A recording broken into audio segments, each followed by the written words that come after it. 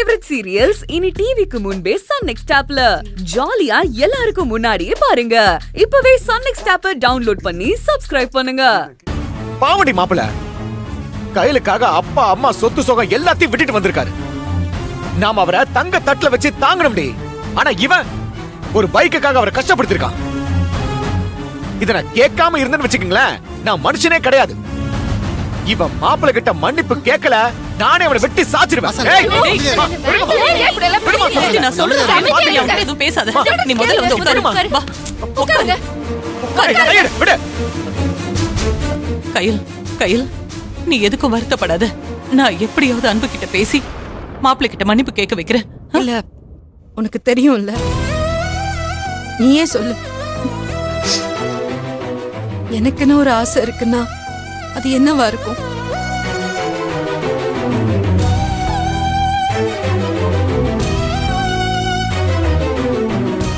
இந்த குடும்பம் எப்பவுமே நல்லபடியா சந்தோஷமா எல்லாரும் ஒத்துமையா இருக்கணுங்கிறது தான் என்னோட ஆசை. என் அண்ணன் பொறுப்பானவனா நல்லபடியா மாறி அவ ஒரு நல்ல தொழில் பண்ணி முன்னேறணும்னு ஆசைப்பட்டேன்.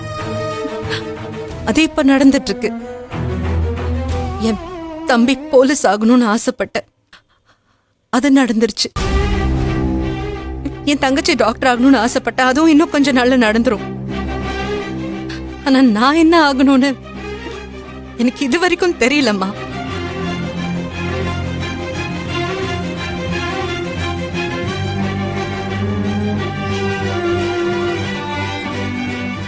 அதுக்கு பதிலாதான் சின்ன வயசுலயே எழில் எப்படி ஆகணும்னு ஆசைப்பட்ட. அவனும் எனக்காக தான் அப்படிலாம் ஆனான். பெருசா ஜெயிச்சான்.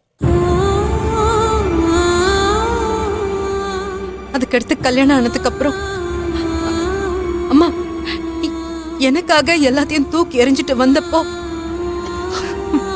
அவன் என் கூட சந்தோஷமா இருக்கணும் தானே ஆசைப்பட்ட. ஆனா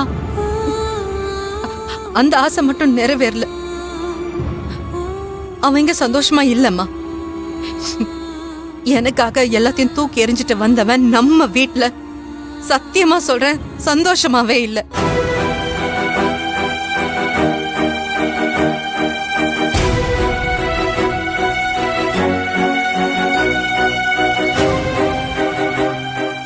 அன்பு மன்னிப்பு கேட்டாதான் இந்த வீட்டு வாசலையே மிதிப்பன்னு சொல்லிட்டாரு. ஆனா எக்காரணத்தை கொண்டும் எந்த சூழ்நிலையிலையும் ஏன் குடும்பத்தை ஆளுங்க யார் காலையும் விழக்கூடாதுன்னு நான் உறுதியா இருந்தேன். அதனாலதான் பெரியப்பா அப்படிலாம் நினைக்கும் போது கூட உங்க யாரையும் நான் அவர் கால்ல விழ விடாம அத்தனை பேர் கூடியிருந்த சபையில நான் அவர் கால்ல விழுந்தேன்.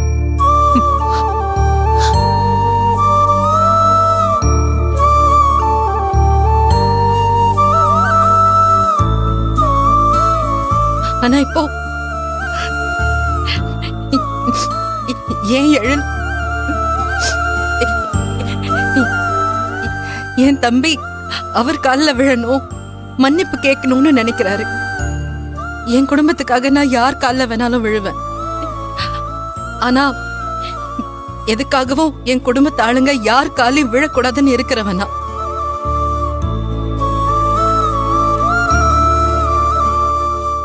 இப்ப என் தம்பி கிட்ட போய் என் புருஷன் கால்ல விழுன்னு எப்படி?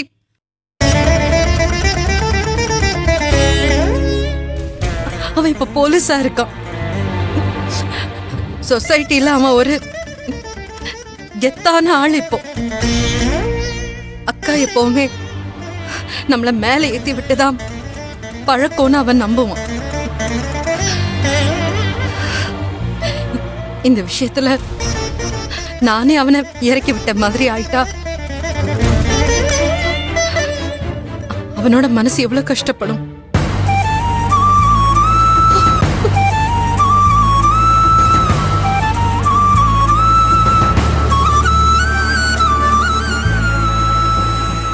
எனக்கு என் குடும்பமும் முக்கியம், அவரும் முக்கியம்.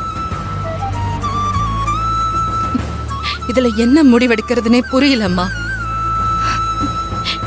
இந்த சூழ்நிலையை எப்படி சமாளிக்கிறதுன்னு தெரியல.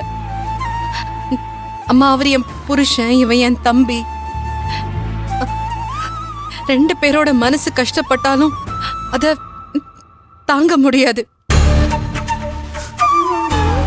2 பேருமே எனக்கு முக்கியம்.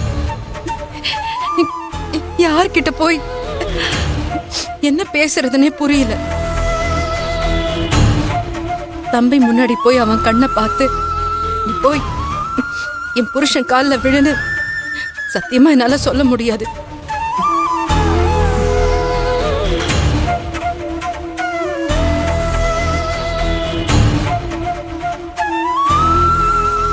கோவப்பட்டாலும் அவன் ஆத்திரப்பட்டாலும் வார்த்தையை விட்டாலும் அவன் என் கூட பிறந்த தம்பி.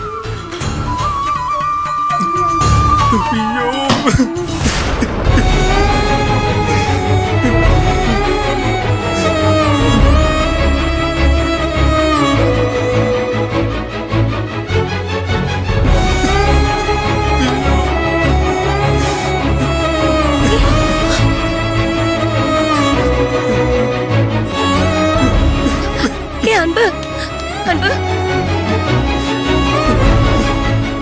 என்னாச்சு அன்பு? அன்பு, ஏய் என்னடா ஆச்சு? ஏன் அழுவுற?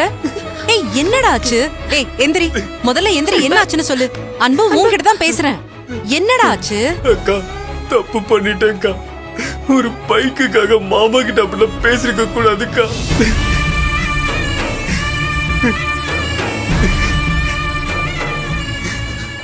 அக்கா, நான் அவரை ஹர்ட் பண்ணல அப்படி பேசலக்கா. ஏதோ ஒரு கோவத்துல அப்படி பேசிட்டேன்.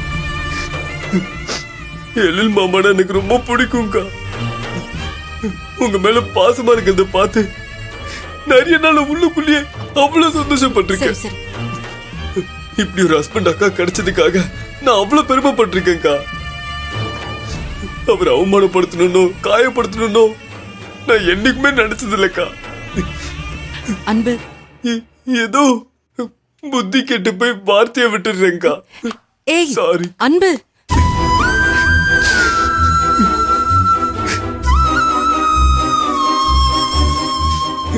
இவ்வளவு விஷயம் நடந்திருக்கு. மாமா கிட்ட போய் என்ன மன்னிப்பு கேட்கணும்னு சொல்லாம, என் மேல கோபமும் படாம, என் தம்பியை யார் காலையும் விழ வைக்க மாட்டேன்னு சொன்னீங்களேக்கா. உங்களே அக்கா நான் இவ்வளவு ஹேட் பண்ணேன்.